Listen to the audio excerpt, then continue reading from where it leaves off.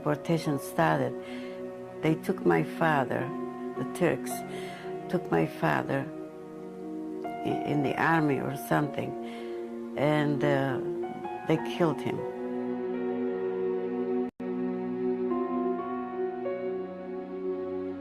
The young were conscripted into the army first, and the elderly people were dumped into prisons for various alibis.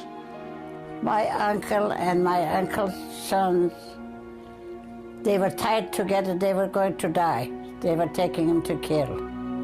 All men they were taken and killed. They took my father away, and I held on to his jacket at that time. And I said, my father isn't going anywhere. Where are you taking him? But of course, he had no choice, and they put him in jail. And somebody told us, that they shot your father. He was running in the forest, and they shot him, and they cut his neck. So me and my sister, we got the head, we buried it. My father went, and that was the end of it. Then about 2 or 3 hours later, they brought all their clothes into the marketplace and sold them at auction. And all the buyers were Turks, because there were no Armenians left.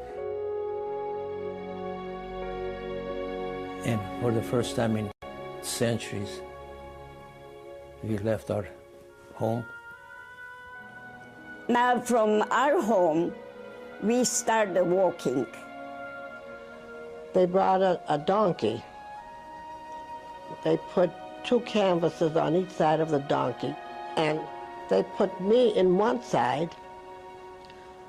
I don't know who they put on the other side. On top of me, they put the little kids. They piled it on me. We started walking. I walk. I don't know how many hours I walk finally. They pushed in a mosque, and they converted us to Islamism. They started to say a few prayers in Turkish.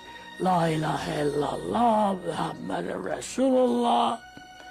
And the next thing I know, my name was changed from Hagop to Khayri, Bakhtiyar Oğlu, instead of Bakhtiyaryan. And from there on, we walked.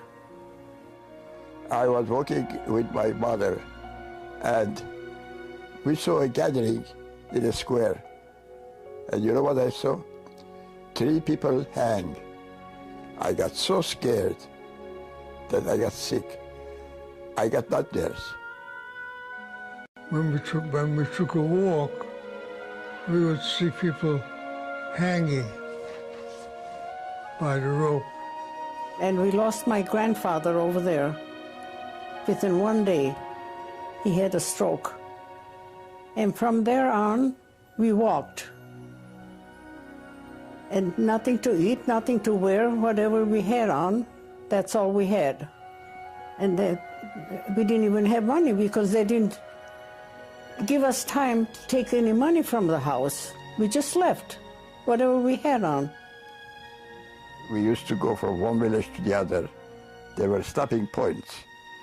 We would stop somewhere, and the Turks and the Kurds would come, attack the group and get whatever they could get. And whatever they could get mostly was boys and beautiful girls. My mother used to hide me in clothes so that they won't kidnap me.